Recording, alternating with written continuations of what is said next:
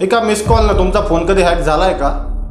तुम्ही म्हणत असाल की मी हे तुम्हाला का विचारतो. याचं कारण असं आहे की गेल्या काही दिवसांपासून एक मिस कॉलने फोन हॅक झाल्याचे अनेक प्रकार समोर आले आहेत. यामध्ये एक मिस कॉल येताच युजरच्या नकळत त्याच्या डिव्हाइसवर स्पायवेअर ताबा मिळवतं. अशावेळी युजरला कोणतीही कृती करावी लागत नाही. हा हल्ला झाला तर नेमकं काय चोरीला जातं, या अगोदर हे हल्ले नेमके कुठे घडले आहेत, या हल्ल्यापासून आपला बचाव करण्यासाठी नेमकं काय करावं लागणार आहे हे जाणून घेण्यासाठी तुम्ही हा व्हिडिओ शेवटपर्यंत पहा. नमस्कार, मी अमोल भिंगारद्विवेद. तुम्ही पाहतात लेट्सअप मराठी. एका मिस कॉलनं तुमचा फोन हॅक झाला तर तुमच्या डिव्हाइसमधील जवळपास सर्वच माहिती तसेच स्पायवेअर डिव्हाइस कॅमेरासह मायक्रोफोन चालू करून तुमच्या हालचाली पाहू व ऐकू शकतात. सध्या जगभरात अशी हेरगिरी सुरू आहे. इस्रायलच्या NSO या कंपनीचे पेगासस हे स्पायवेअर यासाठी वापरलं गेलं आहे.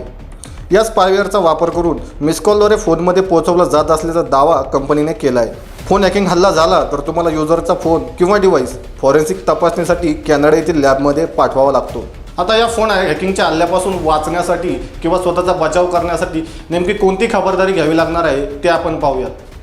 तुमच्या फोनमधील सॉफ्टवेअर सतत अपडेट करून सेटिंगमध्ये ऑटोमॅटिक मोड ॲक्टिवेट करावा लागणार आहे. तुमचा हँडसेट 5 वर्षांपेक्षा अधिक काळ वापरणं टाळावं लागणार आहे, कारण जुन्या फोनवर असा हल्ला होण्याची अधिक शक्यता असते. तुमच्या डिव्हाइसवर असा पासवर्ड ठेवा ज्याचा सहजपणे अंदाज बांधता येणार नाही. शक्य असेल तिथे 2 फॅक्टर ऑथेंटिफिकेशनचा वापर करा. त्यामुळे अनोळखी व्यक्ती तुमचे डिव्हाइस कोणत्याही कामासाठी हाताळू शकणार नाही. अनोळखी व्यक्तीकडून आलेल्या लिंक आणि अटॅचमेंटवर क्लिक करणं टाळावं लागणार आहे.